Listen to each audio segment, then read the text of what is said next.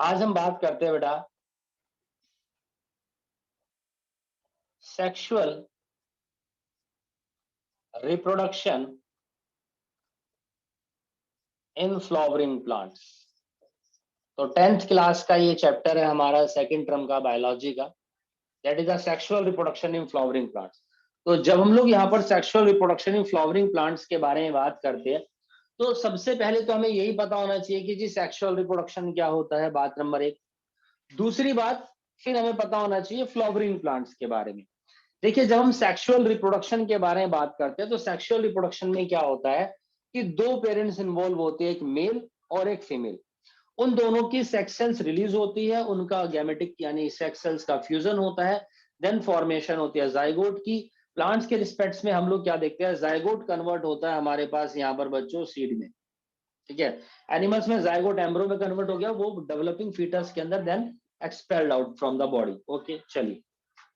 तो पूरा का पूरा जो चैप्टर है हमारा ये 3 पार्ट्स में डिवाइड होता है बच्चों।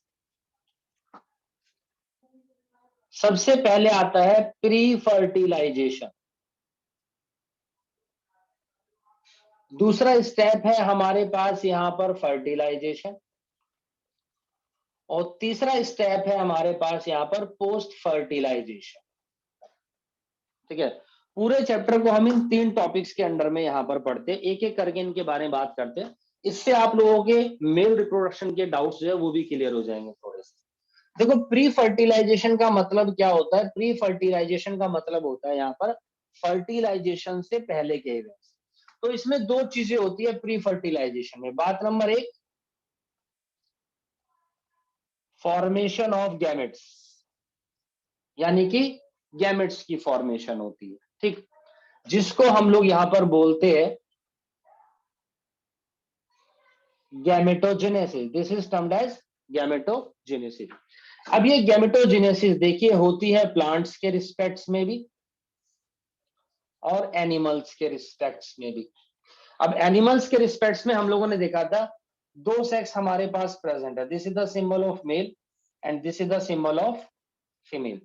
तो मेल के अंदर स्पर्म की फॉर्मेशन होती थी, जिसको हम लोग यहां पर बोलते हैं स्पर्मेटोजेनेसिस, यानी स्पर्म की फॉर्मेशन इज द स्पर्मेटोजेनेसिस।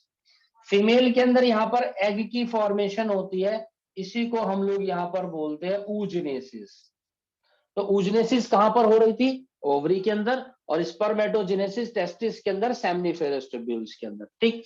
इसी तरीके से प्लांट्स के अंदर भी यहां पर दोनों सेक्स प्रेजेंट है हमारे पास, एक मेल और दूसरा है हमारे पास यहां पर फीमेल। तो हम लोग क्या देखते हैं, प्लांट्स के अंदर यहां पर हमारे पास जो मेल गैमेट होते हैं उन्हीं को हम बोलते हैं माइक्रोस्पोर।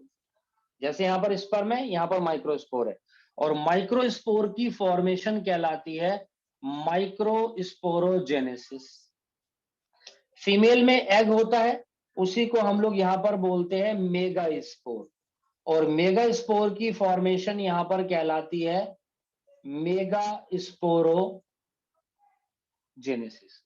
तो स्टेप नंबर 1 होता है यहां पर फॉर्मेशन ऑफ गैमेट्स, ठीक, with respect to plants, with respect to the animals. Step number 2 है हमारे पास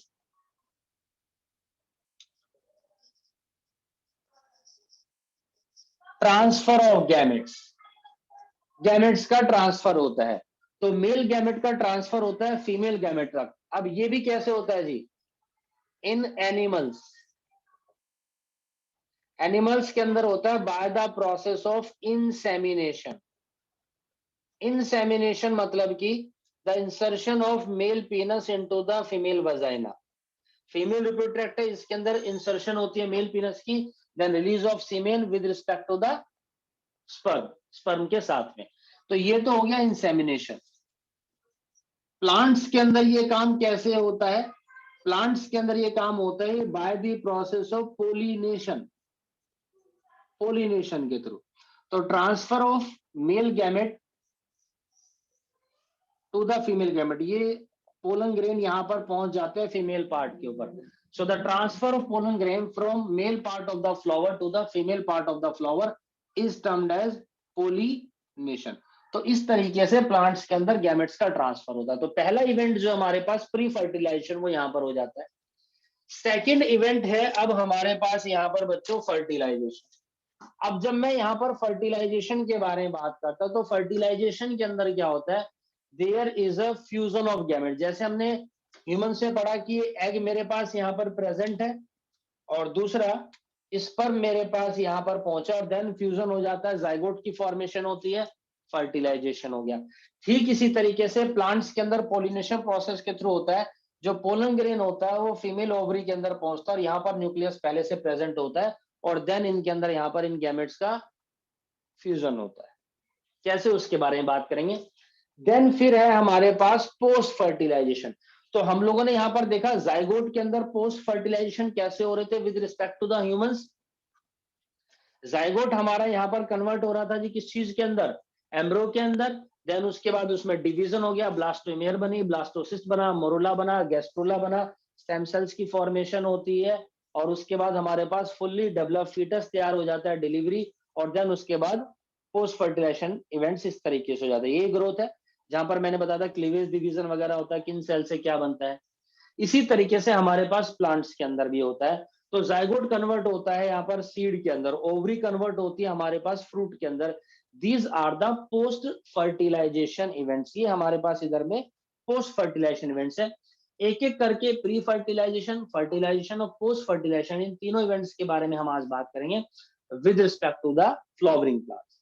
लेकिन इन सारी चीजों के बारे में बात करने से पहले, जैसा कि हमें पता है ये सारी चीजें हमें पढ़नी है फ्लावरिंग प्लांट्स के रिस्पेक्ट में, भाई सबसे पहले तो यही पता चल जाए कि ये फ्लावरिंग प्लांट्स क्या होते हैं। चलिए, तो हम लोग यहां पर बात करेंगे जी फ्लावरिंग प्लांट्स के बारे में। तो फ्लावरिंग प्लांट्स कौन होते हैं? फ्लावरिंग प्लांट्स वो होते हैं जिन प्लांट्स के अंदर फ्लावर्स प्रेजेंट होते हैं। जिन प्लांट्स के अंदर फ्लावर प्रेजेंट होते हैं उनको हम लोग यहाँ पर फ्लावरिंग प्लांट्स बोलते हैं, ठीक है। और they are also termed as angiosperm. इन्हीं को हम बोलते हैं एंजियोस्पर्म। एंजियो का मतलब होता है यहाँ पर कवर्ड और स्पर्म मतलब की सीड। तो प्लांट्स के अंदर जो सीड होते हैं वो हमारे कवर्ड होते हैं। तो जो सीड कवर्ड होते हैं किसके थ्रू कवर्ड होंगे? फ्लोरल पार्ट्स के थ्रू कवर होंगे, वो कवर होंगे फ्लोरल पार्ट्स के थ्रू। तो उन्हीं को हम लोग यहाँ पर क्या बोलते हैं जी? एंजियोस्पर्म बोलते हैं। और वो किसके थ्रू कवर होंगे? फ्लोरल पार्ट्स के थ्रू। इसका मतलब वो फ्लावरिंग प्लांट्स है हमारे पास। These are the flowering plants.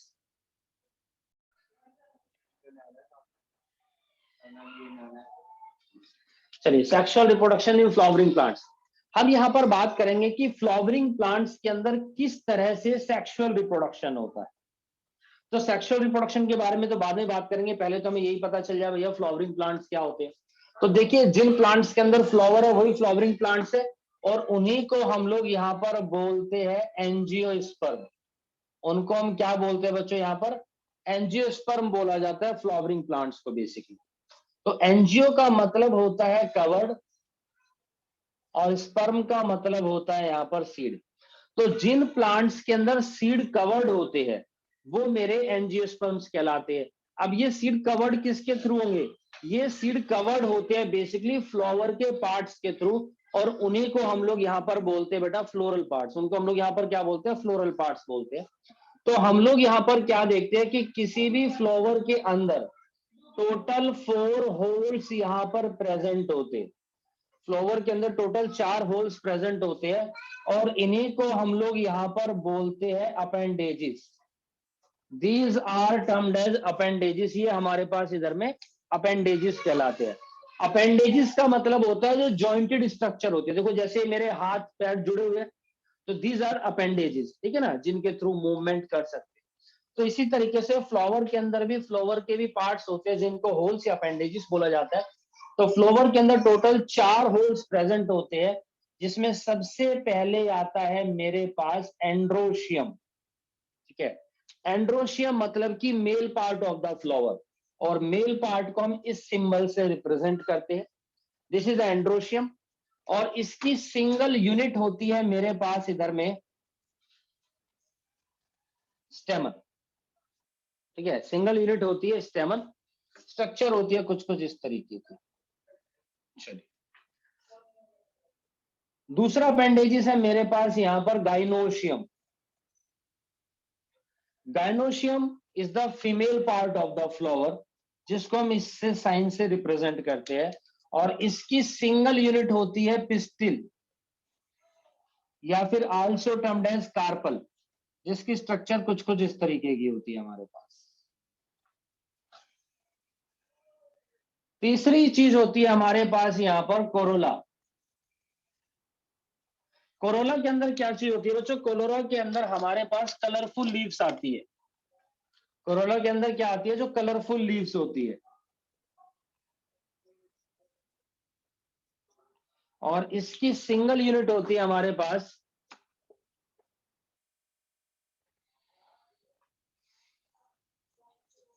Petals. ठीक, फिर है हमारे पास कैलिक्स। कैलिक्स के अंदर बेसिकली क्या होता है बच्चों? ग्रीन लीव्स आती है। कैलिक्स मतलब कि ग्रीन लीव्स, जिसकी सिंगल यूनिट होती है हमारे पास सेपल।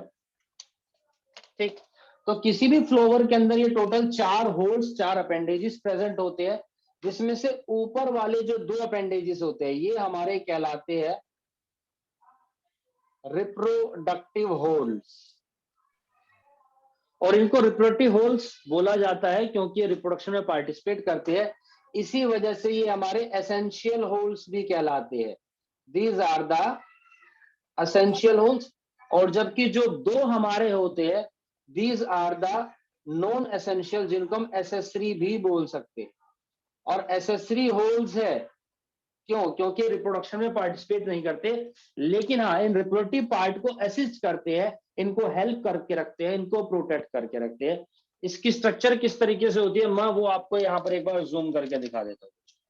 ठीक है, किसी भी फ्लावर के अंदर this is the female part,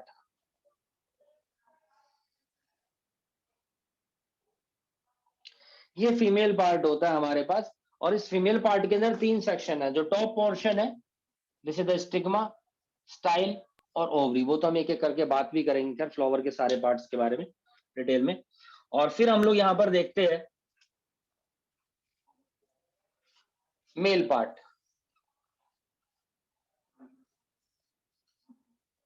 ठीक है जी, this is the male part of the flower. ये फ्लावर का हमारे पास इधर में जी मेल पार्ट होता है।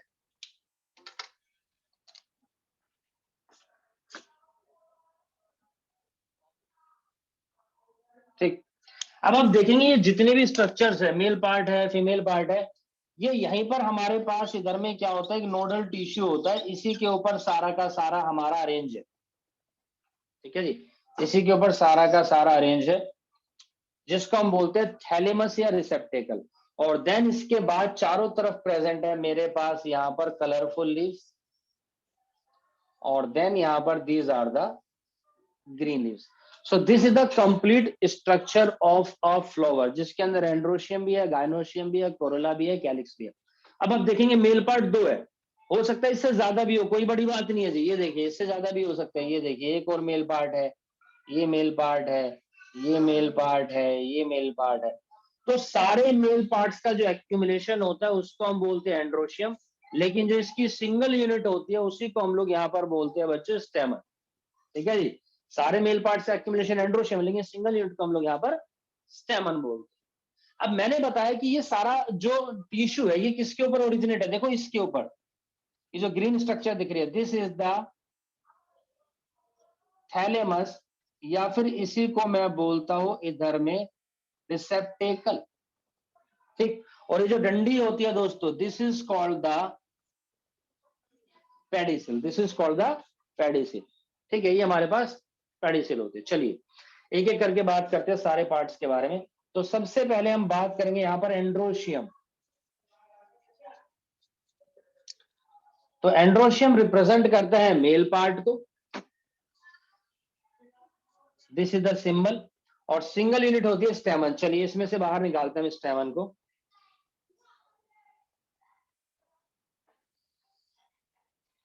ये हमारे पास स्टेमन होता है बच्चों।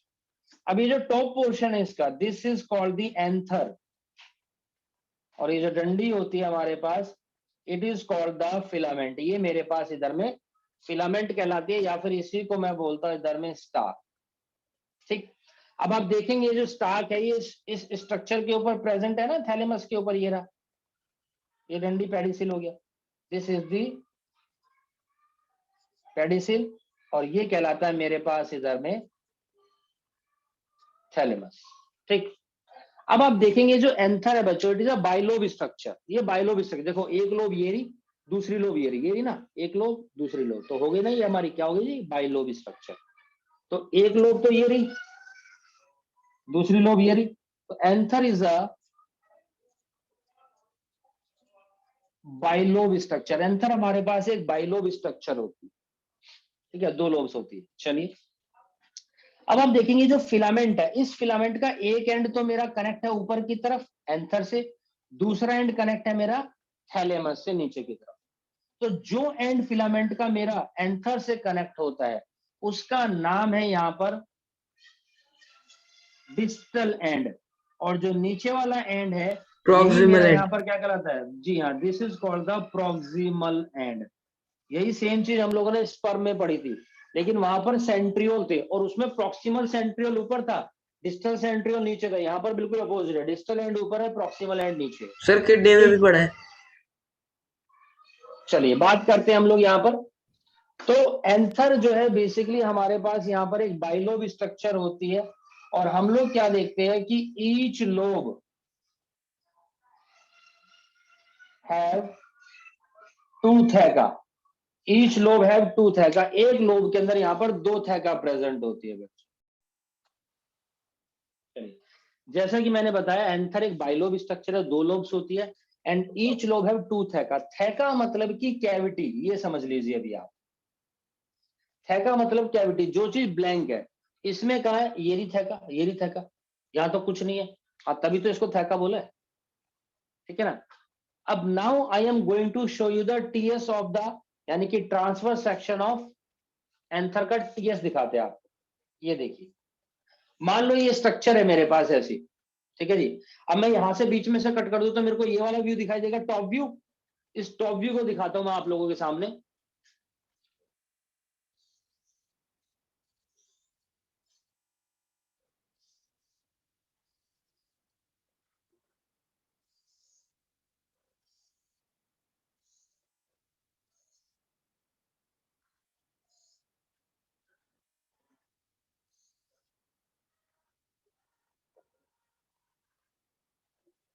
ठीक है जी, तो ये है हमारे पास ट्रांसफर सेक्शन ऑफ एंथर। देखिए जी, एक लोब ये रही और दूसरी लोब ये रही यहाँ पर इसकी, ठीक है। तो इस वाली लोब में दो थैका, एक ये रहा एक रहा, इस वाली लोब में दो थैका, एक ये रहा एक ये रहा। ये हमारे पास यहाँ पर देखते हैं कि डंडी है, जिसको हम क्या बोलते हैं यहाँ पर, ये फिलामेंट। अब ये फिलामेंट अंदर ही अंदर अटैच है यहाँ पर बीच में, यहाँ से। तो यहाँ पर एक टिश्यू होता है हमारे पास जिसका नाम है यहाँ पर कनेक्टिव, और ये जो कनेक्टिव टिश्यू होता है बच्चों इनफर्टाइल होता है, इट इज इनफर्टाइल, यानी कि इसका कोई भी लेना देना नहीं होता रिप्रोडक्शन में, इनफर्टाइल है। Okay, now each lobe have two theca, और हम देखते हैं इसी थैका के अंदर हमारे पास यहाँ पर बच्चों एक कंटेनर है, this is called the sporangium, this is called the sporangium. और इन्हीं स्पोरेंजियम के अंदर हम लोग यहाँ पर देखते हैं फॉर्मेशन होती है किस चीज की बच्चों, स्पोर्स की। इन्हीं के अंदर फॉर्मेशन हो गई स्पोर्स की। अब ये स्पोर हमारे पास इधर में मेल स्पोर होते हैं, तो मेल स्पोर को बोलते हैं माइक्रोस्पोर। तो यानी कि ये फॉर्मेशन हो गई माइक्रोस्पोर की, और माइक्रोस्पोर की फॉर्मेशन कहलाती है मेरे पास माइक्रोस्पोरोजेनेसिस, ठीक है जी। माइक्रोस्पोर की फॉर्मेशन होती है by the process of microsporogenesis. ये हमारे कोर्स में नहीं है माइक्रोस्पोरोजेनेसिस, डोंट वरी। इतना समझ लेना कि माइक्रोस्पोर की मदर सेल होती है यहाँ पर जिसका नेचर होता है 2n, और उसमें मियोसिस डिवीजन होगा, देन माइक्रोस्पोर की फॉर्मेशन होती है। मैं आपको इतना बता देता हूं कि माइक्रोस्पोर की जो प्लॉइडी है वो यहाँ पर n है, the ploidy of microspore is n। और जिस प्रोसेस के थ्रू ये बने उसको हम बोलते हैं माइक्रोस्पोरोजेनेसिस। तो यहाँ पर हमारे पास ये चारों तरफ प्रेजेंट है जी, और इनके अंदर भरपूर मात्रा में यहाँ पर हमारे पास फॉर्मेशन होती है पोलन ग्रेन्स। अब क्या होगा जब इन कंटेनर के अंदर स्पोरेंजियम के अंदर फॉर्मेशन हो जाती है पोलन ग्रेन्स की, कौन से सॉरी सॉरी सॉरी दोबारा बोल रहा हूं मैं आपको, इन माइक्रोस्पोरेंजियम के अंदर फॉर्मेशन होती है माइक्रोस्पोर की। ठीक, अब मैं आपको बता दूं कि जो कंटेनर है मेरे पास बच्चों, इनको मैं बोलता हूं माइक्रोस्पोर की फॉर्मेशन हो रही है, जिसको मैंने स्पोरेंजियम बोला है, तो इसी का नाम हो जाएगा यहाँ पर माइक्रोस्पोरेंजियम। स्पोरेंजियम के अंदर स्पोर की फॉर्मेशन हो रही है ना, स्पोर कौन से, मेल स्पोर यानी माइक्रोस्पोर, तो माइक्रोस्पोर की फॉर्मेशन किसमें हो रही है, माइक्रोस्पोरेंजियम में हो रही है यहाँ पर। अब मैं बता रहा हूं आप लोगों को, यही जो मेरे पास माइक्रोस्पोरेंजियम है, अभी क्या है, ये इमेच्योर है, तो बाद में ये भी मैच्योर होता है ड्यूरिंग दिस प्रोसेस। तो यहाँ पर हम लोग क्या देखते हैं, 1 2 3 4 लेयर्स की फॉर्मेशन हो जाती है इन स्पोरेंजियम के बाहर। ये देखिए, इन स्पोरेंजियम के बाहर इन लेयर्स की फॉर्मेशन होती है। तो जब इन लेयर की फॉर्मेशन हो जाती है, तो यानी मेरा माइक्रोस्पोरेंजियम क्या हो गया, मैच्योर हो गया। तो मैच्योर होने के बाद, डिफरेंशिएट होने के बाद हम इसको बोल देते हैं pollen sac. This is called the pollen sac. ये मैच्योर हो जाएगा, और माइक्रोस्पोर भी मैच्योर होकर के क्या बन जाएगा, पोलन ग्रेन कहलाएगा। अब ये कैसे मैच्योर होता है, ये मैं आपको जरूर बता देता हूं। जैसे माइक्रोस्पोरेंजियम पोलन सैक कब बना, जब इसके अंदर चारों तरफ 4 लेयर्स बन गई है। सबसे बाहर वाली आउटर लेयर प्रेजेंट है ऑलरेडी, एपिडर्मिस जिसको हम बोलते हैं। डर्मिस मतलब कि स्किन, डर्मिस है ना। आया मौसम ठंडे ठंडे, डर्मी कूल का, डर्मी यानी कि डर्मिस। वो देखा होगा टीवी में एड, हेड एंड शोल्डर का, कि दुनिया भर के जाने माने डर्मेटोलॉजिस्ट का कहना है कि head and shoulder is the बढ़िया शैम्पू, है ना। तो कौन कहते हैं, डर्मेटोलॉजिस्ट कहते हैं, जो स्किन के डॉक्टर होते हैं। तो जो आउटर लेयर होती है उसको डर्मिस बोलते हैं, एपिडर्मिस, एपिडर्मिस। फिर उसके बाद अंदर और भी लेयर्स होती है, एंडोथीशियम होती है, मिडिल लेयर होती है, टेपिटम होती है, और उनके बारे में इतना ज्यादा डिटेलिंग में नहीं जाना फिलहाल। और उसके अंदर फॉर्मेशन हो गई हमारे पास माइक्रोस्पोर की। तो ये मैच्योर हो गया, हर एक जो हमारा स्पोरेंजियम है, हर एक के बाहर ये चारों लेयर्स बनेगी, सेम बनेगी, तो ये कन्वर्ट हो जाएगा पोलन सैक में। और उसी दौरान जब 4 लेयर बन गई, पोलन सैक बन गया। अब ये माइक्रोस्पोर कैसे मैच्योर होकर पोलन ग्रेन बनता है, वो मैं आपको बता देता हूं यहाँ पर।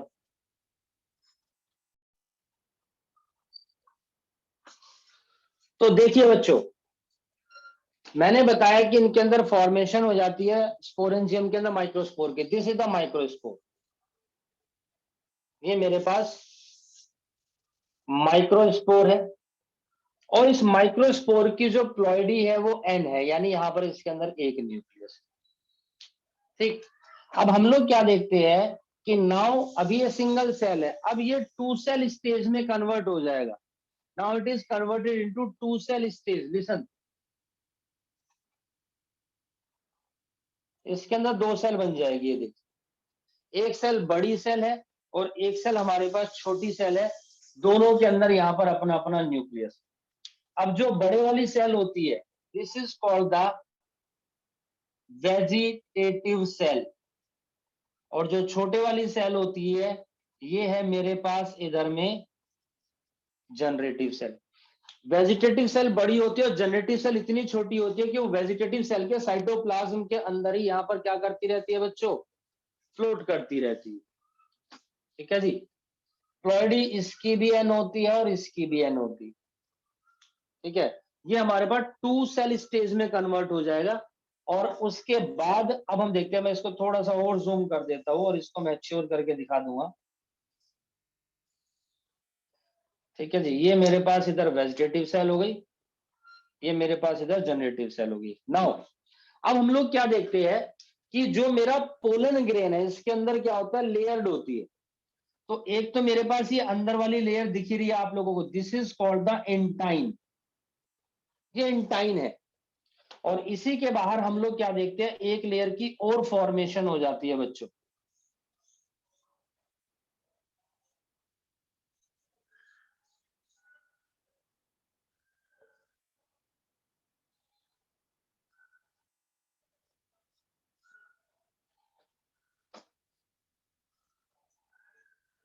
देखिए जी, हमारे पास इसी के अंदर क्या हो जी, एक लेयर की फॉर्मेशन और हो गई है इधर में।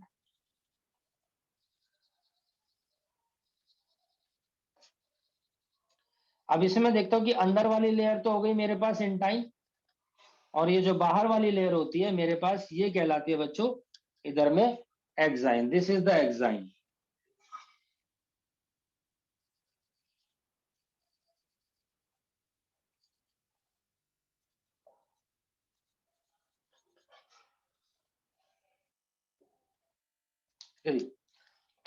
ये देखिए ये बाहर वाली जो लेयर है this is called the exine, ये मेरी एक्साइन कहलाएगी। अब जो इंटाइन होती है अंदर वाली layer, basically it is made up of cellulose plus pectin. ये बनी होती है जी सेल्यूलोज की और पैक्टीन की। सेल्यूलोज क्या है? न्यूट्रिटिव सब्सटेंस है जी। ये पैक्टीन क्या है? भाई पैक्टीन भी न्यूट्रिटिव सब्सटेंस है। प्रोटीन क्या होता है? फैट क्या होता है? न्यूट्रिटिव सब्सटेंस है ना। कार्बोहाइड्रेट क्या न्यूट्रिशन है? तो इसमें सेल्यूलोज और पैक्टीन है न्यूट्रिटिव सब्सटेंस है, जिससे इंटाइन बनी हुई। जो आउटर लेयर है मेरे पास यहाँ पर exine, it is made up of sporopollenin. ये बना होता है किस चीज का बच्चे? स्पोरोपोलेनिन से। अब ये स्पोरोपोलेनिन क्या है? तो sporopollenin is the most hardest resistant organic compound. It is the most hardest resistant organic compound. There is no one enzyme can degrade this. ये स्पोरोपोलेनिन का बना होता है। स्पोरोपोलेनिन क्या होता है? Most hardest resistant. रेसिस्टेंट मतलब कि जो रेसिस्ट करता है, जो क्या करता है? रोकता है, रेसिस्ट करेगा। Resistant organic compound, organic compound है जो रेसिस्टेंट ऑर्गेनिक कंपाउंड है। दुनिया में आज तक ऐसा कोई एंजाइम पैदा नहीं हुआ जो इस लेयर को डिग्रेड कर सके। देखो मैं तो हाथ से मसल दूंगी, लेकिन मैं मेरी बात नहीं कर रहा, मैं एंजाइम की बात कर रहा हूं। कोई एंजाइम ऐसा नहीं हुआ जो इसको डिग्रेड कर सके। बढ़िया बात है, क्योंकि इसके अंदर की जो सेल है प्रोटेक्ट रहती है किसी भी तरह के हार्श हैबिटेट से, वेट इन्वायरमेंट से, क्योंकि पोलन ग्रेन का लॉस हो जाएगा। नाउ अब ये टू सेल स्टेज में बन गया, इसमें एक अंटाइन है एक exine. Now this become pollen grain. अब ये मेरे पास एक मैच्योर पोलन ग्रेन है बच्चों, जबकि इससे पहले ही माइक्रोस्पोर था। अच्छा अब एक चीज और देखिए कि इसके अंदर हम क्या देखते हैं कि कहीं कहीं से एक्साइन एब्सेंट है। तो जहां पर भी एक्साइन एब्सेंट है उसी एरिया को, उसी रीजन को मैं बोलता हूं जर्म पोर। उसको हम क्या बोलते हैं जी? जर्म पोर बोलते हैं। तो हमारे पास जो एंजियोस्पर्म प्लांट्स होते हैं वो बेसिकली दो तरीके के होते हैं, एक मोनोकोट और एक डाइकोट। मोनो माने एक, डाई माने दो। तो एंजियोस्पर्म प्लांट दो कैटेगरी के होते हैं, मोनोकोट और डाइकोट। देखो डाइकोट जैसे जो बीच में से खुल जाते हैं, अभी समझना सिंपली, जैसे कि चना है, राजमा है, मूंगफली, बीच में से दाने खुल जाते हैं ना, वो डाइकोट होते हैं। मोनोकोट जो बीच में से खुलते नहीं, जैसे गेहूं है, चावल है। सर चावल गेहूं के बीच में लाइन होती है, वो तो खुल जाएगा। अब खोलने को तो हम चावल को भी खोल देंगे अपनी पे आगे तो, है ना, लेकिन वो मोनोकोट है, ये बात याद रखना। गेहूं चावल मोनोकोट है, ये जो बीच में खुल जाते हैं डाइकोट कहलाते हैं। Okay okay. तो मोनोकोट के जो कुछ प्लांट ऐसे होते हैं, फ्लावरिंग प्लांट जो मोनोकोट है, नॉन फ्लावरिंग है, तो मोनोकोट प्लांट्स के अंदर मैं देखता हूं कि एक जर्म पोर होता है, ठीक। और डाइकोट प्लांट्स के अंदर कितने जर्म पोर होते हैं जी? तीन, दो। ये देखो जी, तीन, एक, दो, और तीसरा तीन मैंने खुद यहां दिखाए। तो तीन जर्म पोर होते हैं यहां पर। नाम में कंफ्यूज मत होना, मोनोकोट के अंदर एक जर्म पोर है, डाइकोट के अंदर तीन जर्म पोर है। सर जी क्या होता है इन जर्म पोर का, वो भी बताएंगे during fertilization, don't worry. So this become pollen grain. ये है हमारे पास यहाँ पर बच्चों pollen grain. This is all about the male system with respect to the plants.